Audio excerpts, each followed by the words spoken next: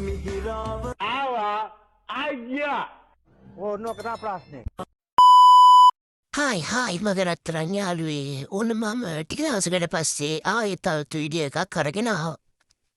Video එකට like එකක් දාගෙනම ඔයගොල්ලොත් ඉන්නකො. පහුගිය දවස් ටිකේ අපේ දිහා මොකද උනේ කියලා බලන්න. මේ දවස්වල මාර පෑවිල්ල ගයිස් ආරට කියන්න මාව තැම්බෙනවා වගේ.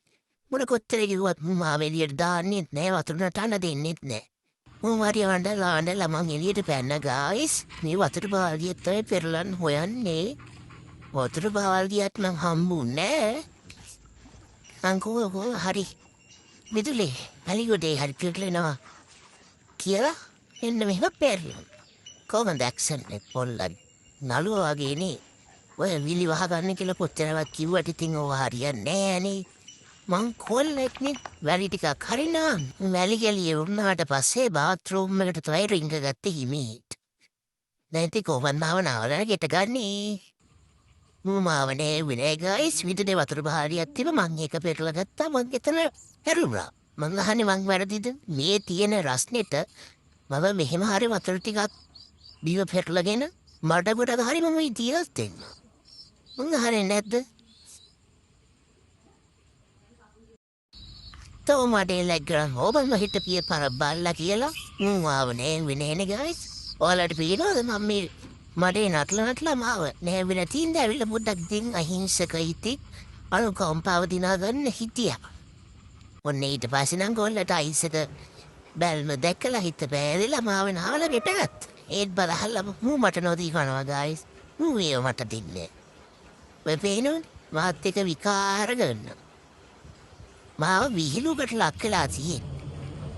බේබේනෝනේ වඩේ නටනවා කියලා මාව ගැට. මට වීඩියෝ කරගන්න ඕන විතරයි මාව මතක්. මාත් ඉතින් ඔහේ ඉන්න ඔය විදිහේ නංචුව ගයාව අනුකම්පාව දිනා ගන්න ඉතින් අයින්සක විදියට ඉන්නවා දැන්වත් දෙහයි ලෙහයි කියලා.